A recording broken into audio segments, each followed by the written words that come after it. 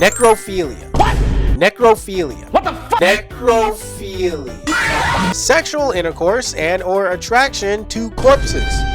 That's your lesson for today. But you may be asking, why do I even need to know that? Well, this movie is based completely around that. If you're not into that kind of thing, I don't know anyone who is. Maybe click off the video if you can't take heavy topics like that and topics like animal abuse. My God. This movie is insane. NEKRomantik is a 1988 horror exploitation film. The film was made to challenge the German Film Censorship Board, but beyond the shock and the bone banging, they hide all the themes under shock value, so it's kind of hard to interpret what it actually means based on what you're seeing. The film is often referred to as an underground art film, which, okay, I mean, I can see the vision. The movie starts with a couple getting into an accident on the road. Later on, the cleanup crew arrives, and this is where we meet our main character. Robert basically works with a team that cleans out dead bodies from their location. Now, Robert, surprise, surprise, is a necrophiliac, and he loves to take parts from bodies he finds and puts them in jars to preserve them like little souvenirs. Robert's wife, Betty, shocker, is also a necrophiliac. Betty likes to bathe in blood water, which I heard does wonders for the skin. Robert is watching a program on phobias and how to overcome said phobias. We then cut to a man killing and skinning a rabbit. I don't know why. That's a real rabbit. Like, they actually did that in the movie. We keep cutting back from the man and the rabbit and Robert performing an autopsy. I'm pretty sure the man with the rabbit is Robert's dad, and this is just some flashback trauma that he has. Either way, I don't want to watch like 5 minutes of a rabbit being killed and skinned, because that's how long this scene is. So we cut to a man playing with his gun with some goofy ass circus music playing in the back. The man, obviously have been drinking before, starts shooting at birds in the air and accidentally shoots his neighbor in the neck. So he throws his neighbor into a wheelbarrow and walks off. Next scene, we then see the cleaning company pulling a body from the river that I'm assuming is the neighbor. Robert gets left in charge of disposing the body, and instead of taking a bunch of little trinkets, he takes the whole body. Betty is one step away from jumping with joy when Robert comes home, and they decide to throw a party. A ditty party. This guy comes pre-lubed up, so minus the baby oil and +1 phallic shaped pipe. Now I know you're thinking it's gonna go in that direction, but surprisingly it does. It absolutely does. They do use a condom, so now you have no excuse.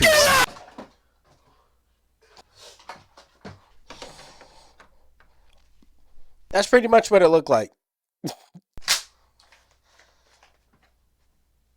Speaking of excuses, what's your excuse for having me watch 5 minutes of a couple have a threesome with a corpse? I mean, I was done after the first 45 seconds. You could have cut out the other 4 minutes. You need to leave. I should probably cut that one. Back at work, Robert shows up late to work again. At the same time, his nasty, unwashed overalls are found, sticking up the whole place. So Robert gets fired. We then see Betty in bed with the corpse, reading him a romance story, and then they decide to make their own romance story. The corpse starts giving some nasty head, like he's going in. I was gonna do a little bit of where he's giving me head, but I'm not gonna do that. Robert gets home, and after telling Betty the bad news, she gets furious that he's too much of a wimp to stand up for himself. And now she can't get any more bodies, and the one they have won't last much longer. She basically tells Robert she's leaving him the first chance he gets and storms off. She really just saw him as a provider, and not the relationship provider part. No, she sees him more as an Amazon delivery driver that gets to sometimes put his hand on her thigh while she's doing pipe tricks on a corpse. We see Robert come home with a cat that I'm assuming is for Betty, but she left a note saying that she left and she took the body with her. Robert feeds the cat some type of human food, and then he starts to burn pictures of Betty. And then, out of rage and probably too much time with Pops, he puts the cat in a garbage bag and just starts Hulk smashing the fuck out of it. There's a very obvious cut of when the cat goes in the bag and when he starts swinging it around. So I'm gonna say the cat isn't real. We then cut to Robert holding his breath in the bathtub with his now beaten to death cat strung up above him, dripping blood into the bath. Robert then starts digging into the cat and ripping its intestines out, Invincible style. And just like every other gross scene in this movie, it goes on for entirely too long. Robert goes to the movies and gets a ticket to see a slasher film. In the chase scene of the killer chasing the girl, nobody in the theater is really invested in the movie, just like me right about now. After the killer catches the girl, he starts running his knife on her body, and it's then and only then, while the girl is being that the audience starts to reinvest into the movie. Robert, not feeling the same way as the rest of the audience, probably because she's still alive, decides to leave the movie.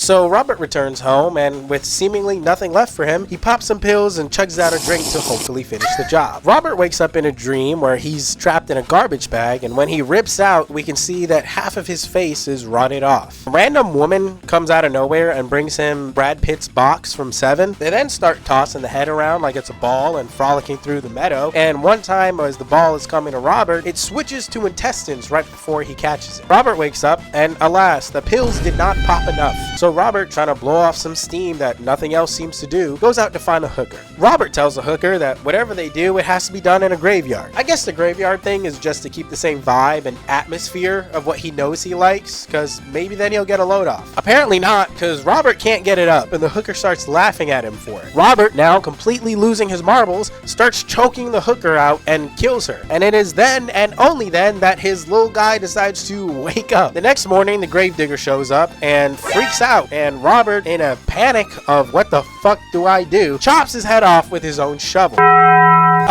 We then somehow get the most confusing part of the movie. Robert holds a caterpillar in a field, I guess contemplating all his acts that he's done, and then we cut to him nailing a Jesus figure to a crucifix while also wearing a makeshift crown of thorns. What is this supposed to mean, you ask? I have no clue. And then we cut back to Robert frolicking through the field. I don't know what it means in the slightest, or what it could even possibly mean. We cut back to Robert at his apartment, and he grabs a knife and holds it up to his stomach. Robert, not being able to finish the job, has the bright idea to whip out his willy and just start going to town. And yeah, it's then and only then that he is able to stab himself. As Robert holds the knife in his stomach, I was pulling a Kamala.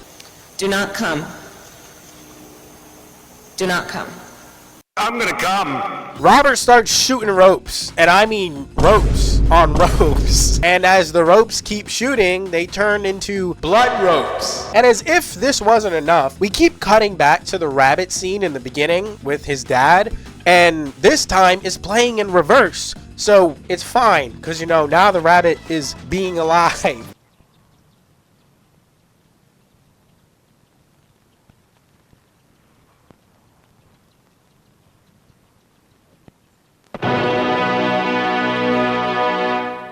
And then the movie ends. What did I just see?